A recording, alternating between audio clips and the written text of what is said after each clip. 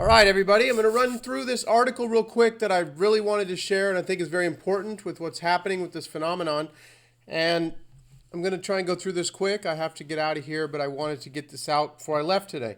Nothing is solid and everything is energy, something that I myself never understood most of my life, but have been studying the last few years. And I think something that most people have never thought about and don't care to think about. Scientists explain the world of quantum physics.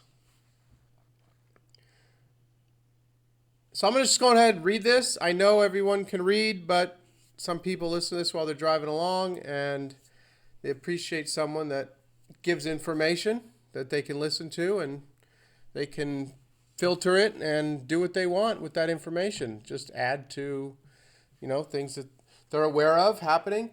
And so anyway, let me just go through. I wanted to read this, make a few comments, and just relate this to the phenomenon known as the Mandela effect. So it's been written about before, over and over again, but cannot be emphasized enough. The world of quantum physics is an eerie one that sheds light on the truth about our world in ways that challenge the existing framework of accepted knowledge. Now, as I read this earlier today, I just kept thinking of the Mandela effect the whole time. This just relates, like you could just lay it over the phenomenon. It just relates perfectly. So here we go. What we perceive as our physical material world is really not physical or material at all. The material world is made up of atoms, and those atoms are 99.9999999% empty space, and they make up what we believe to be the material world. In fact, it is far from it. This has been proven time and time again by multiple Nobel Prize, among many other scientists around the world, winning physicists, one of them being Niels Bohr, a Danish physicist who made significant contributions to understanding atomic structure and quantum theory. Here's a quote by Niels. "If quantum mechanics hasn't profoundly shocked you, you haven't understood it yet. Everything we call real is made of things that cannot be regarded as real." And at the turn of the 19th century, physicists started to explore the relationship between energy and the structure of matter. In doing so, the belief that a physical Newtonian material universe that was at the very heart of scientific knowing was dropped, and the realization that matter is nothing but an illusion replaced it. Scientists began to recognize that everything in the universe is made of energy. Here's another quote from 2001. "Despite the unrivaled empirical success of quantum theory, the very suggestion that it may be literally true as a description of nature is still greeted with cynicism, incomprehension, and even anger." This here had some Mandela effect bells ringing because I've been confronted with lots of this, cynicism and anger, as I've been discussing my opinion on the phenomenon. Quantum physicists discovered that physical atoms are made up of vortices of energy that are constantly spinning and vibrating, each one radiating its own unique energy signature. Therefore, if we really want to observe ourselves and find out what we are really beings of energy and vibration, radiating our own unique energy signature. That is, this is fact and is what quantum physics has shown us time and time again. That's what I believe is actually happening, that the people that are experiencing the phenomenon, which has been going on for a very long time and has been speeding up, where more people are experiencing it now. People were experiencing it and didn't know what it was. Fiona Broome gave it a name, which I don't particularly like. A lot of people think Fiona Broome created the effect. That's nonsense. She created nothing. She gave it a name. That's it. It's existed for a long time. There's one woman, I've been listening to some of her videos. She's written a lot of books. I'm trying to think of her name right now. I know a lot of you have probably already said it. It's oh man, why is it escaping me? She wrote a book called Reality Shifters or Reality Shifts.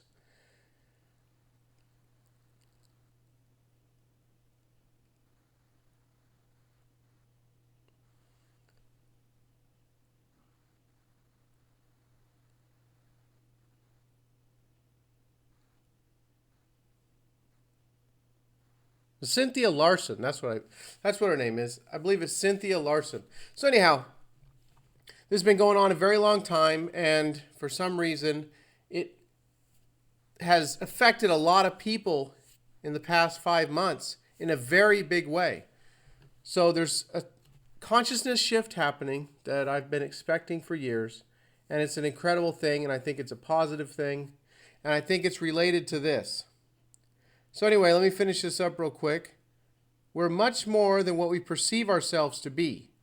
And I think that's part of the awakening that's happening, that we're learning who and what we really are.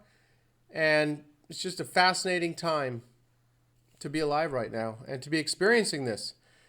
I don't think the people who aren't experiencing it can't. I think they're too tied in and sucked into the matrix that we have constructed, that we are within and without. And I just don't think that their frequency is not high enough, the vibration of the atoms that make up their being, in order to see this. But that doesn't mean that they're out of luck. It just means that I don't think that they're aware enough and conscious enough in an expanded form. I know this all sounds crazy to some people, but this is my opinion. I know a lot of you agree with me. A lot of you don't. That's fine. You don't have to think. You can go back to, just thinking of life the way you always did, but I'm learning that it's not the way I always thought it was. So, finishing this up here, these are what make up the structure of the atom. As you focused in closer and closer on the structure of an atom, you would see nothing. You would observe a physical void. The atom has no physical structure. We have no physical structure. Physical things really don't have any physical structure. Atoms are made out of invisible energy, not tangible matter. Here's another quote by Richard Henry, professor of physics, astronomy at Johns Hopkins University. Get over it and accept the inarguable conclusion. The universe is immaterial, mental, and spiritual. It's quite the conundrum, isn't it? Our experience tells us that our reality is made up of physical material things and that our world is an independently existing objective one. The revelation that the universe is not an assembly of physical parts suggested by Newtonian physics and instead comes from a holistic entanglement of immaterial energy waves stems from the work of Albert Einstein, Max Planck, and Werner Heisenberg, among others. What does it mean that our physical material reality isn't really physical at all?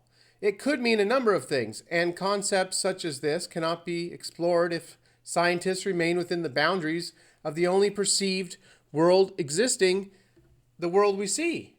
As Nikola Tesla supposedly said, the day science begins to study non-physical phenomena, it'll make more progress in one decade than in all the previous centuries of its existence. Fortunately, many scientists have already taken the leap and have already questioned the meaning and implications of what we've discovered with quantum physics. One of these potential revelations is that the observer creates the reality. This is so important right here. I believe this is what the Mandela effect has been teaching many of us. This phenomenon has opened my eyes to the fact that the observer really does create the reality. That's my opinion. It's not a proven scientific fact. If you got a problem with it, then deal with it or ignore it or just go on the way you always have. I don't care, really. You can do what you want. But a lot of us are waking up to what's really going on, in my opinion. It's just such an incredible thing. So we're just about done here. I got another comment. A fundamental conclusion of the new physics also acknowledges that the observer creates a reality. As observers, we are personally involved with the creation of our own reality. Physicists are being forced to admit that the universe is a mental construction. Pioneering physicist